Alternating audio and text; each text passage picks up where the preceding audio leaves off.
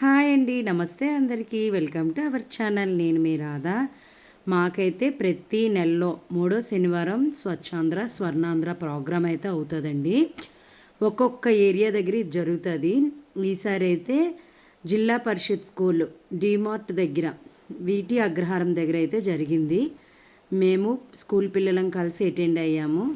మాతో అయితే ప్రతిసారి ప్రతిజ్ఞ చెప్పిస్తారండి. మీరు కూడా ఆలకించండి. ఈ